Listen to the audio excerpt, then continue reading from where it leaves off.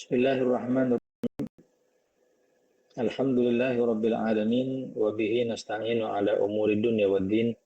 Wa sallallahu wa sallama ala sayyidil mursalin sayyidina Muhammad wa ala alihi wa sahbihi wa sallim ajma'in. Wa la haula wa la quwata illa billahil aliyyil azim. Amma ba'd.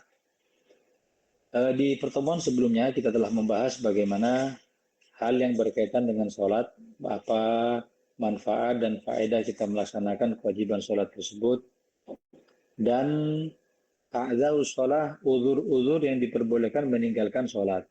Yang mana di Imam Syafi'i tidak ada uzur kecuali dua. Yang pertama an-naumu, yang kedua an-nisyanu. Pertama kalau ketiduran maka boleh, dan kita sudah bahas bagaimana hukumnya. Wan nisyan, dan lupa. Ketika orang sibuk dengan sesuatu yang sifatnya makruh, maka meninggalkan sholatnya juga makruh.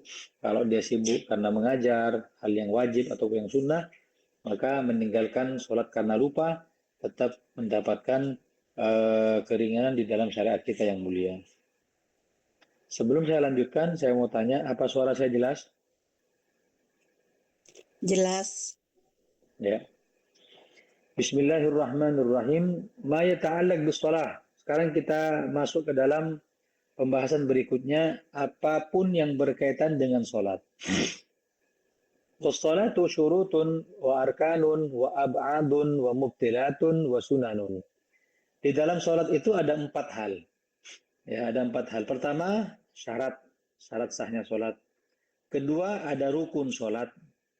Yang ketiga, ada ab'adus sholat.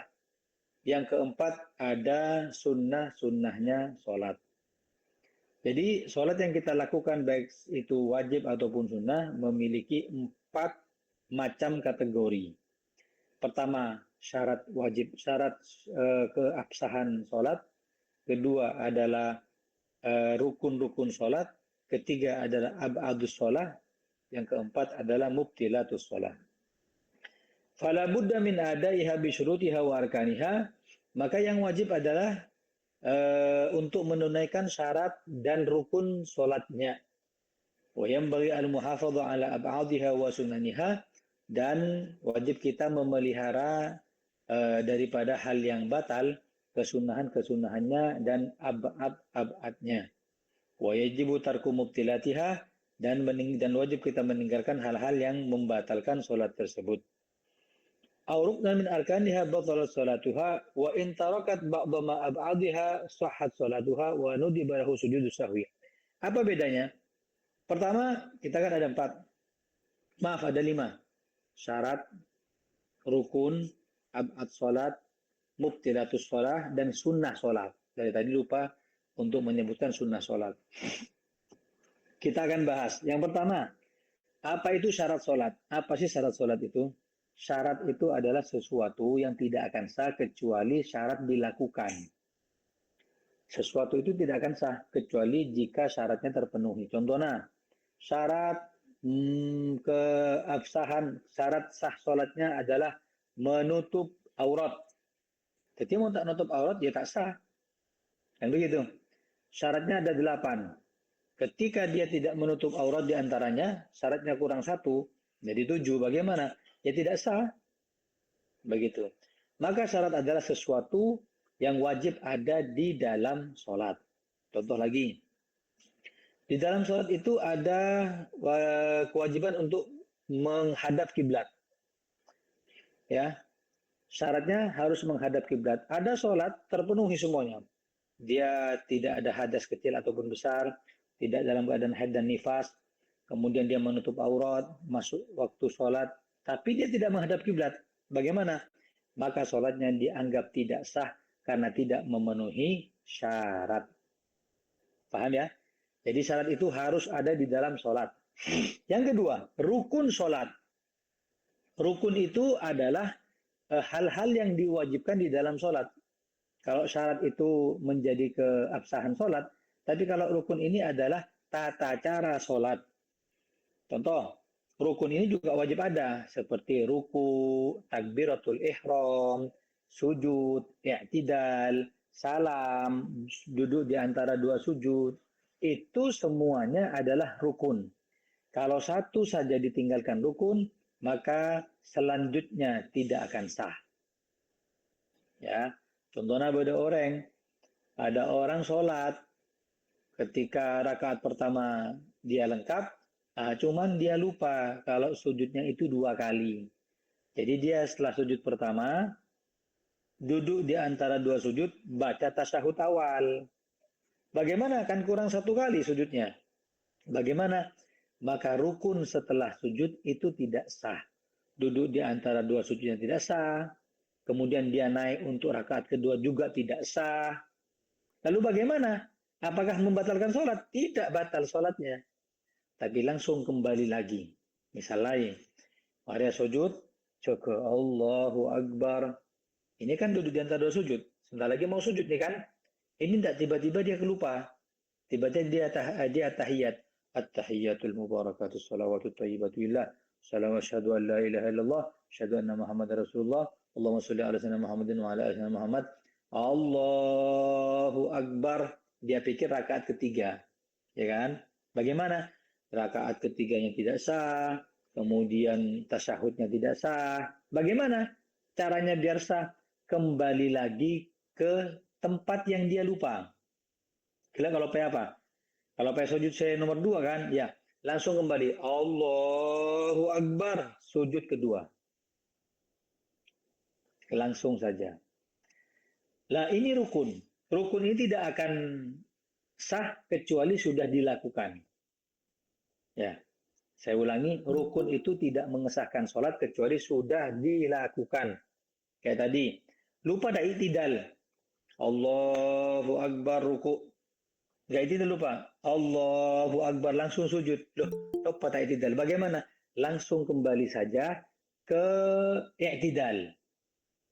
Ketika kembali ke i'tidal, maka selanjutnya akan menjadi sah. Itu namanya rukun.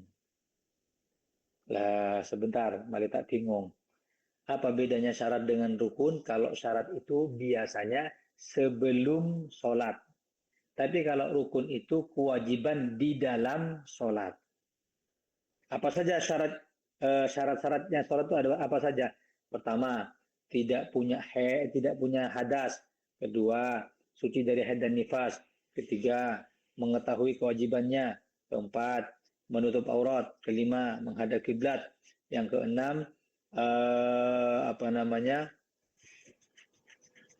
al-muwalah, berkesinambungan bagi mereka yang berhadas terus-menerus. Nah, ini syarat. Syarat ini dilakukan sebelum sholat. Beda dengan rukun. Kalau rukun, ya kita sholat itu takbiratul ihram. Kedua, baca Fatihah. Ketiga, ruku dengan tumak nina. Keempat, i'tidal dengan tumak nina. Ini rukun. Syarat dengan rukun harus ada di dalam sholat. Sebelum saya lanjutkan, mulai tak bingung, apa ada pertanyaan?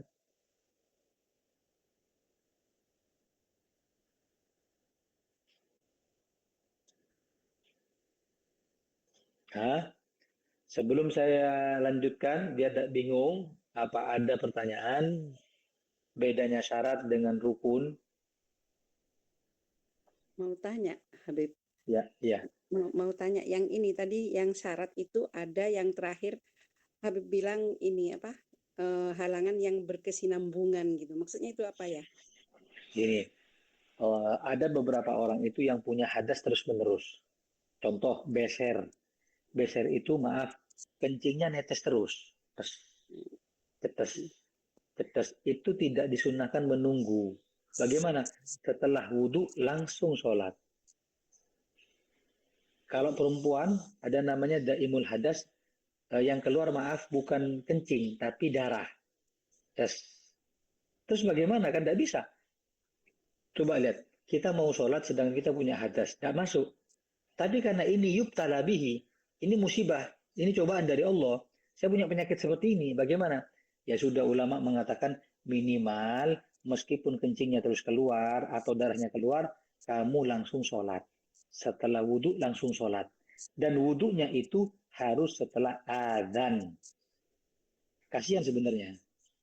Orang kena penyakit BSN ini kasihan. Tidak bisa daimul hadas. Tidak bisa daimul wudhu. Kalau kita kan alhamdulillah wudhu batal, kita wudhu lagi. Tidak bisa ini. Mari wudhu batal boleh. Mari wudhu batal boleh, kan begitu.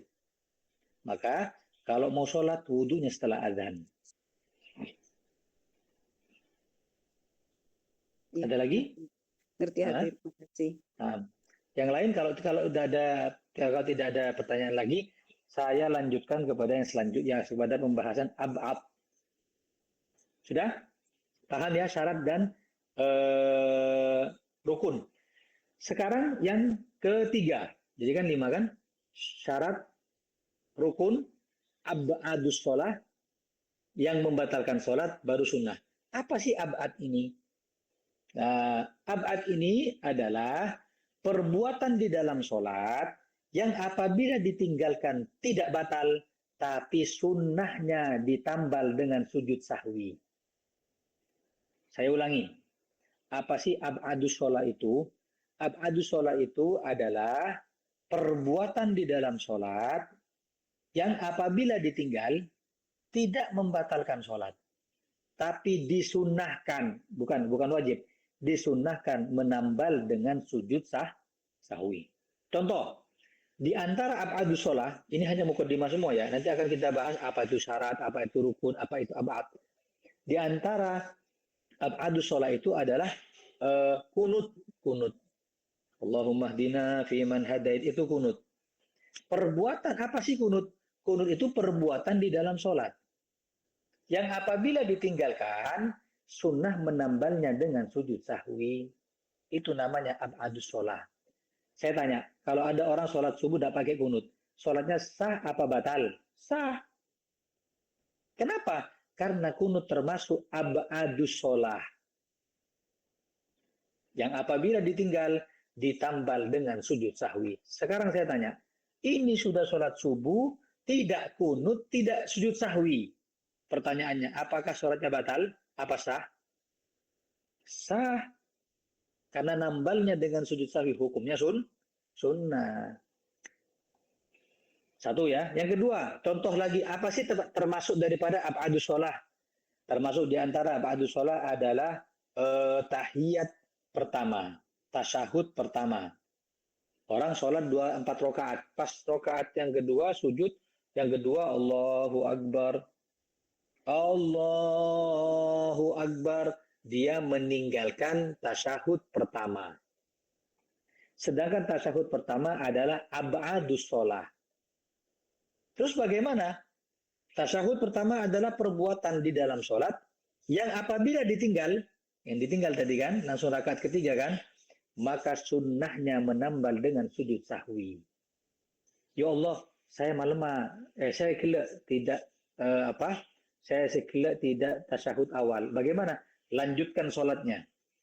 Rakaat ketiga, lanjut lagi rakaat keempat, sebelum salam, sunnah menambal kelupaan tadi dengan sujud sahwi. Itu namanya ab'adus sholah. Ya, sebentar. Ini sakuni, saya penting masuk. Apa ada yang tidak paham masalah ab'adus sholah, silahkan ditanya sebelum selanjutnya.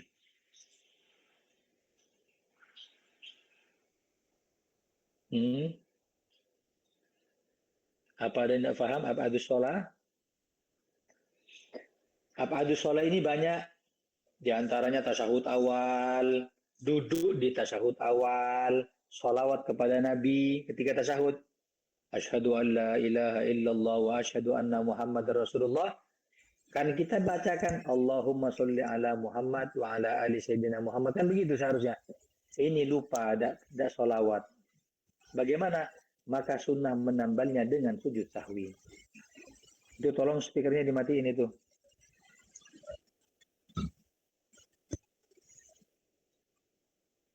Halo? Ya. Di antaranya apa? Meninggalkan solawat kepada keluarga Nabi. Tasyahud, Allahumma sholli ala Muhammad wa ala Muhammad. Allahumma sholli ala Sayyidina Muhammad. Langsung naik. Allahu Akbar. Lupa wa ala ali Sayyidina Muhammad. Bagaimana? Sunnah menambalnya dengan sujud sahwi. Paham? Banyak nanti apa di sholat itu. Kemudian yang keempat, kita tadi sudah bahas apa saja? syarat, rukun, ab'ad. Yang keempat adalah mubtilatus shalah. Apa mubtilatus shalah? Hal-hal yang membatalkan sholat. Ini banyak, ada yang mengatakan 13, ada yang mengatakan 15, ada yang mengatakan 16. Kita akan membahas ini nanti di pembahasannya sendiri. Jadi yang membatalkan sholat jelas. Kalau sudah dilakukan, sholatnya batal. Beda dengan rukun. Ketika rukun ditinggal, nggak batal sholatnya, tapi langsung kembali kepada rukun itu. Kalau pae tak ruku, sampai rakaat kedua. Kalau pae, ruku, rakaat pertama. Apakah batal sholatnya? Nggak batal. Langsung kamu kembali, langsung ruku kamu.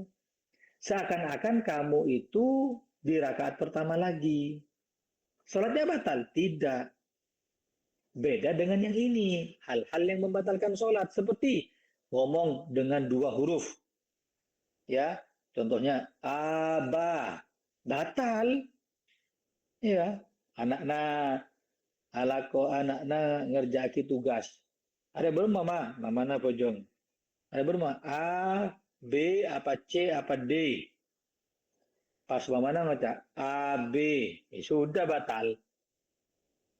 Yang seperti ini tidak bisa didatangi kembali. Beda dengan rukun sholat. Kalau sudah dilakukan, sudah.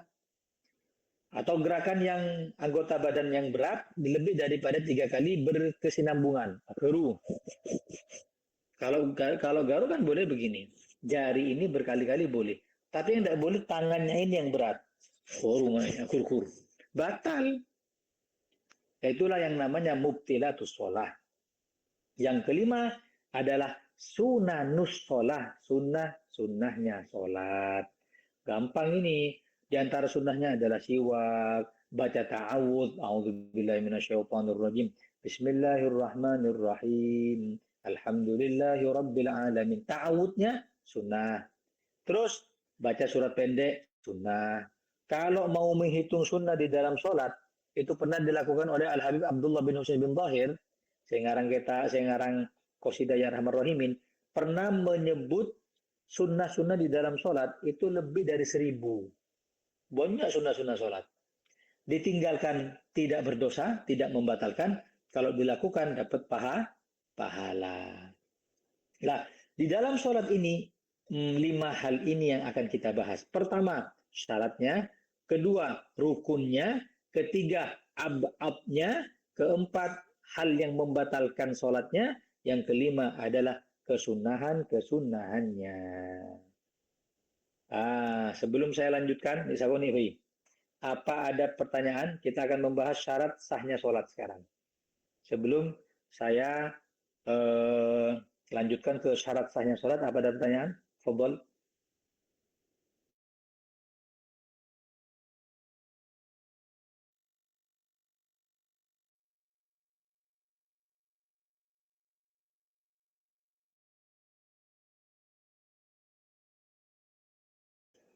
Sudah? Kalau tidak ada, kita akan masuk syarat sahnya sholat. Kita masuk yang poin pertama. Syarat-syaratnya sholat. Pertama, wa syurutus sholat samaniyatun. Syaratnya sholat ada 8. Yang pertama, at-taharatu minal hadatsil asghari wal hadatsil akbari.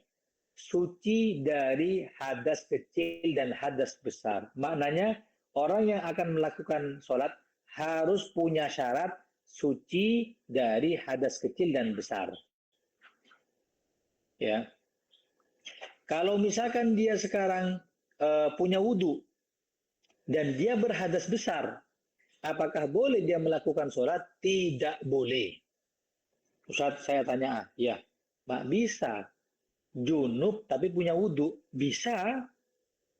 Karena kalau junub itu hadasnya besar, kalau tidak batal wudhu itu hadas kecil.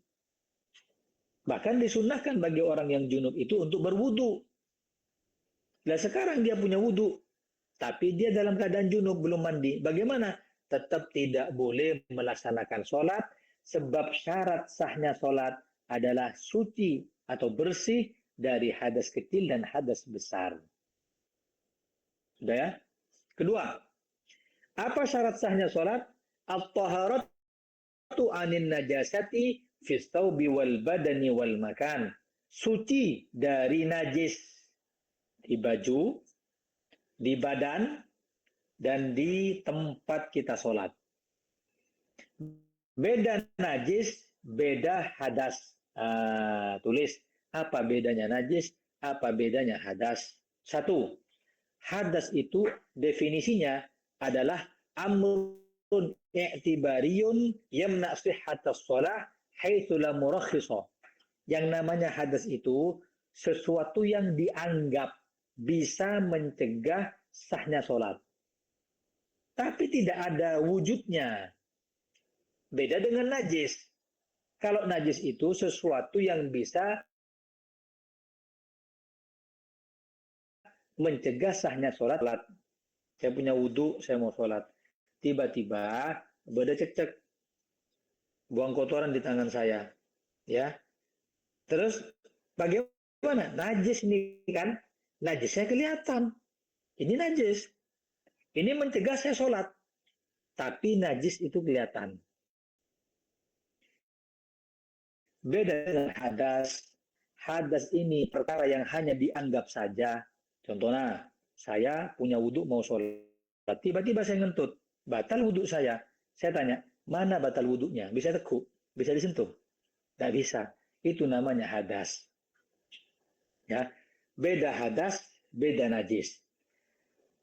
Kembali kepada yang kedua, apa syarat sahnya sholat? Adalah suci daripada najis di dalam baju, badan, dan tempat. Bajunya harus suci, kemudian badannya juga tidak ada kotoran di situ, kemudian tempatnya, sajadahnya itu adalah tempat yang suci, dengannya sholat tersebut bisa menjadi sah. Saya tanya, ya, bagaimana kalau saya sudah sholat, dalam keadaan sholat, ini sudah wudhu, bersih daripada suci, tiba-tiba anak saya yang masih kecil, pakai popok, sudah isi kencing, nyentuh saya yang lagi sholat. Apakah sholat saya batal? Ulama mengatakan batal. Kenapa? Muttasilun bin najasah. Kalau sudah nyambung dengan orang yang membawa najis, yang kita seakan-akan juga najis. Contohnya ini.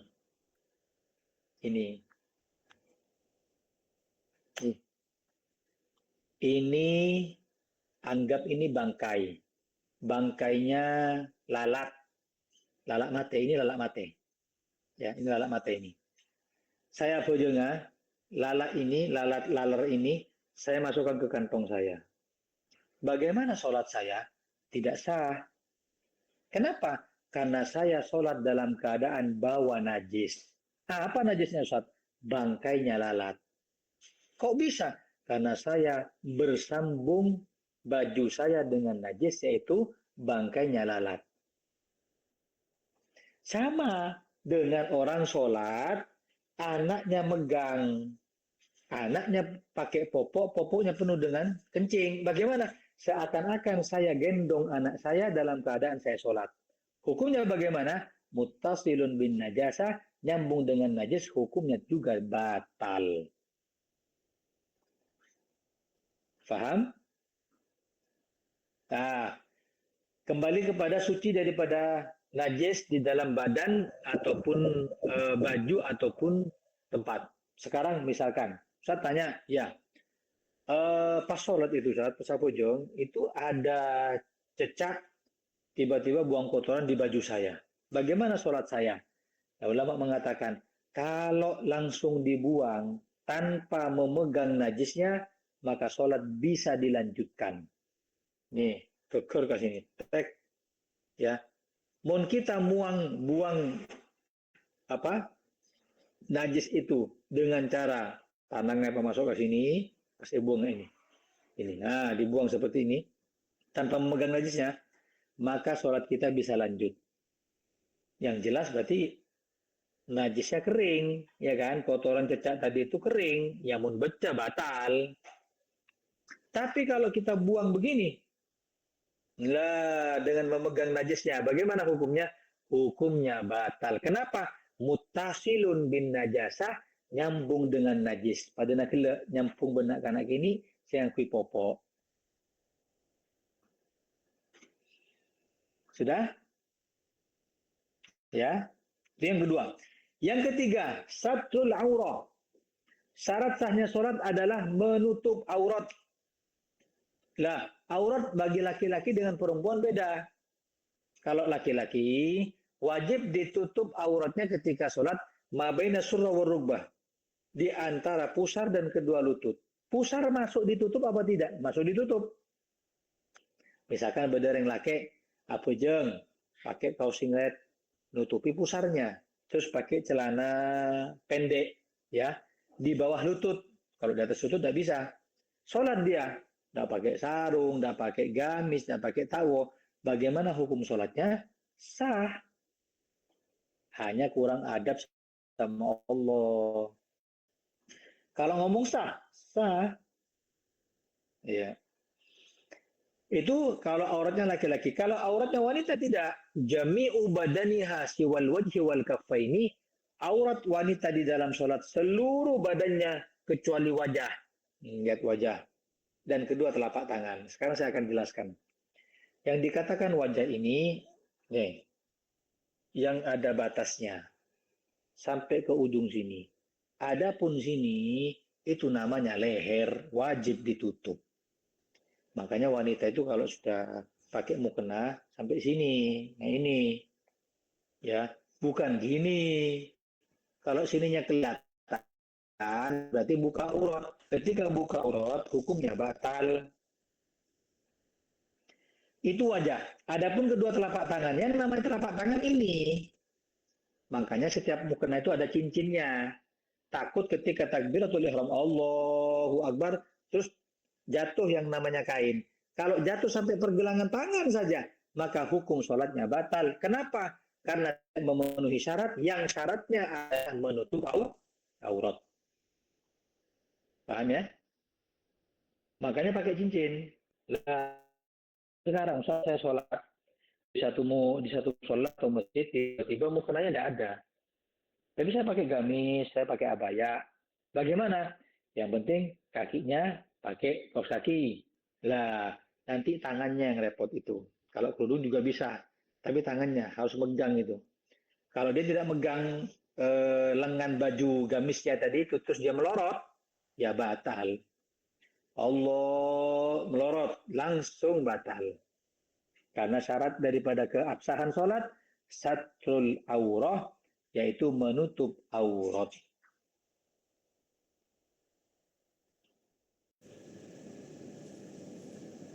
Lah, ada pertanyaan, Ustaz, saya ini sholat, bojong, laki-laki. Tiba-tiba anak saya yang kecil itu nakal, sarung saya disingkap, Ustaz. Ya, disingkap. Apakah sampai saya kelihatan lutut saya? Apakah syarat sholat saya batal? Ulama mengatakan ilam tustar halan batalat sholatuhu. Kalau tidak langsung ditutup, maka batal sholatnya. Tapi kalau langsung ditutup, tidak batal sholatnya. Pas disingkap, gitu, langsung ditutup. Bagaimana? Tidak batal. Coba kening angin, spoi-spoi, sampai ngangkat sarungnya. Gimana? Langsung ditutup. Bisa dilanjutkan sholatnya. Nah, tapi kalau dibiarin, nyaman ini isi sekalian, ya batal. Itu yang ketiga, satu aurah. Yang keempat, yang terakhir, ada 8 kan? Kita bahas 4 sekarang, 4 yang akan datang. Apa di antara syarat sahnya sholat? Adalah istiqbalul kiblah, menghadap kiblat. Dengan apanya? Dengan dadanya. Ini kiblat di sana. Allahu Akbar. Ya. Kalau kita noleh, bagaimana hukum sholatnya? Sah karena tidak menoleh dadanya. Kalau kita nolehnya begini, batal. Makanya menoleh di dalam sholat hukumnya makruh, tidak membatalkan tapi. Ya pojok yang masjidnya banyak ornamen. Allahu Akbar. Dia celingak-celinguk atas. Ya Allah, rumah ini. Iya. Bagus ya. Gimana? Apakah batal sholatnya? Tidak, hanya makruh saja. Tapi kalau dadanya, ini ya sudah batal. Lah, ini sekarang pembahasan istiqbal kiblah biar lebih jelas. Perhatikan ya. Ulama beda pendapat. Ini Ka'bah. Kita menghadap kiblat kita Ka'bah. Yang dipikir oleh ulama, apakah harus menghadap kiblatnya persis atau cukup arah kiblatnya? Saya ulangi, orang itu kalau sholat apakah harus persis menghadap kiblat atau cukup yang mengarah kepada kiblat? Kiblat sebelah kanan yang sudah, yang penting kanan, ini kiblat sini. Kita sholat begini, kita sholat begini, kita sholat begini, boleh aja. Ulama beda pendapat. Ya, ada yang mewajibkan harus menghadap kiblat. Ini repot ini. Karena kalau sudah melenceng, di Indonesia kita sholat melenceng 1 derajat saja, itu bisa lewat daripada kiblat, daripada Mekah, Masjidil Haram tadi itu Ka'bahnya. Makanya kita ngambil pendapat kedua, apa? Arah kiblat.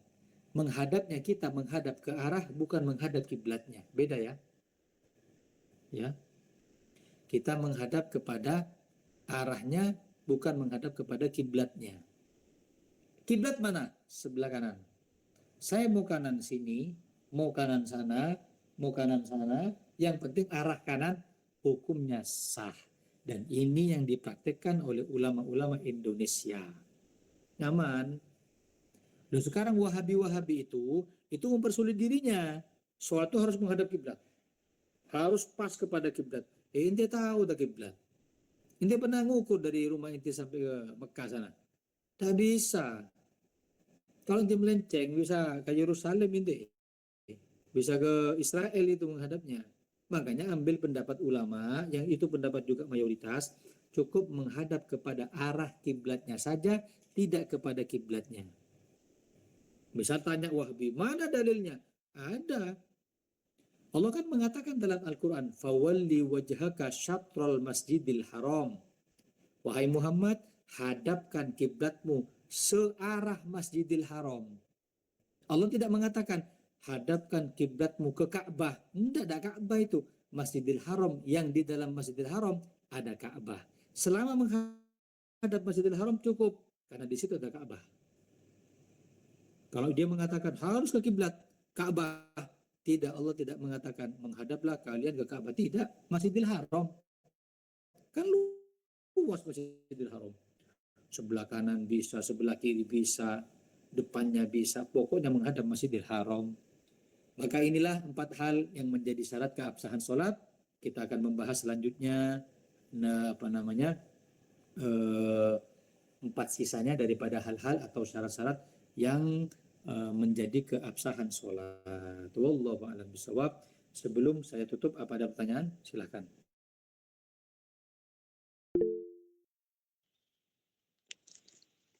Assalamualaikum Ustaz. Saya mau tanya, Waalaikumsalam.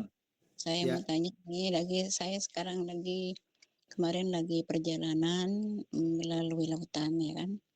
Jadi saya kan nggak tahu arah kiblatnya di mana. Sedangkan saya sholatnya itu nggak sholat di musallanya karena lagi ombak gitu. Terus saya sholat di tempat tidur, pakai duduk aja. Gimana cara menghadapkan, maksudnya mengarahkan kiblat tuh? Kan saya nggak tahu arahnya gitu gimana. Apakah salah saya tuh? Baik. Kalau kita sholat di kendaraan, di atas kendaraan yang memungkinkan untuk menghadap kiblat, maka wajib menghadap kiblat. Seperti sholat di kapal laut, itu memungkinkan menghadap kiblat. Bagaimana? Kita pakai kompas atau kita tanya ke awak kapal, ini kiblatnya di mana? Oh, kiblatnya sebelah kanan, Pak. Sudah, kita sholat sebelah kanan. Adapun sholatnya di kasur atau dalam keadaan duduk, itu beda lagi. Kalau sholatnya duduk itu sholat sunnah, maka hukumnya boleh. Tapi kalau sholatnya itu sholat fardu, maka hukumnya tidak boleh. Karena di antara rukun sholat adalah berdiri bagi yang mampu di sholat fardu. Jelas? Nah, adapun kendaraan yang lain seperti mobil, bis, kemudian kereta, pesawat, pas kita mau sholat bagaimana? maka kiblatnya adalah arah perjalanannya selama tidak berhenti. Ini mobil ya. Bismillahirrahmanirrahim. Berangkat. Bajang kita, Allahu Akbar. Menghadap kemana ini? Oh, tidak menghadap ke kiblat ini. Kiblat sana. Balik arah malahan. Tidak apa-apa, ini kiblatnya orang yang sholat di atas kendaraan. Tiba-tiba mobilnya berhenti, melihat bensin. Bagaimana? Langsung ketika berhenti mobil, kita langsung menghadap kiblat. Kita balik arah. Nah, selama mobil tidak berhenti, maka dilanjutkan sholatnya dengan menghadap ke arah perjalanan. Halo. Ya, halo. Terus gimana itu? Maksudnya saya kan sama sholat duduk. Terus apakah saya harus mengkodoknya selama ada di perjalanan itu misalkan dua hari Oke. sholatnya dalam duduk. Saya tanya itu sholat fardu apa sholat sunnah? Sholat fardu. Kalau sholat fardu wajib berdiri. Masih mampu berdiri? Mampu berdiri karena keadaan ombak, jadi saya sholatnya di tempat tidur aja gitu. Oh ya sudah. Kalau sudah seperti itu nggak usah dikodok, nggak masalah. Tapi kalau masih ragu, dikodok lebih afdol. Masalahnya itu menghadap kiblatnya saya ragu, kan nggak tahu, saya nggak sempat tanya. Saya kira masalah duduknya. Kalau misalkan tidak sempat tanya dan kita masih ragu, afdolnya dikodok. Dikodok aja, lebih selamat. Syukran. Paham? Assalamualaikum warahmatullahi wabarakatuh. Ustaz, saat seseorang murtad kemudian balik menjadi muslim lagi, apa dia wajib mengganti sholat yang dia tinggal selama dia menjadi murtad? Betul. Ada orang murtad, lalu dia meninggalkan sholat selama 1 bulan. Setelah 1 bulan, dia muslim kembali. Bagaimana? Dia wajib mengkodok selama 1 bulan sholatnya. Dan semua kewajiban Islam. Ternyata saat itu juga bulan Ramadan, Ustaz, waktunya zakat fitrah. Wajib dikodok zakat fitrahnya. Ustaz tidak puasa, nah wajib juga mengkodok puasa Ramadannya. Loh kan dia murtad, Ustaz. Ya tetap, hukum murtad tetap dituntut kewajiban di dalam agama Islam. Ada lagi? Halo, Assalamualaikum. Salam. Ya. Saya tanya lagi masalah tadi sholat, pengesahan sholat. Kalau misalkan sholat, lalu kebetulan pas langsung sakit perut, mau kentut gitu loh, tapi menahan. Sampai kentut kayaknya berbunyi dalam perut. Gimana sholatnya itu? Siapa harus dibatalkan apa terus diteruskan? Baik, ada hadis Rasulullah SAW yang ada sahabat bilang, wahai Rasulullah, ada sesuatu dalam perut saya. Tapi saya bingung apakah sholat saya batal atau tidak.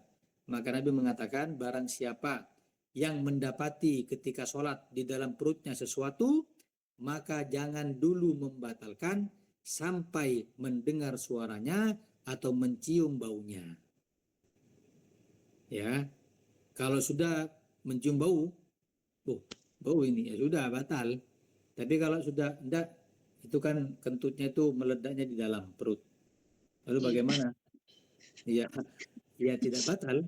Kata Nabi sampai mendengar suara atau mencium bau. Selama itu tidak ada masalah. Iya, syukuran Ustaz. Yang lain?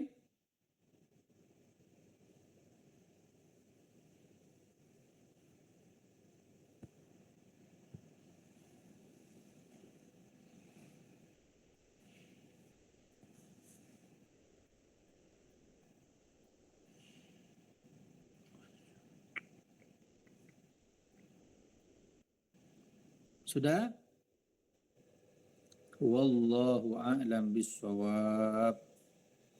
Kita tutup dengan doa Al-Fatihah bil qabul wa tamami kulli sunnah. Allah subhanahu iyyakum al-ilman nafi' wal amal al-khalis al-maqbul wa husnul ta'lim wa ad-dalala al-huda wa yasur bidzalika al-nabiyina Muhammad sallallahu alaihi wasallam thumma ila walidina wa syekhina wa dhabil huquq alaina wa ila hadratin nabil Mustafa Muhammad sallallahu alaihi wasallam. Al-Fatihah.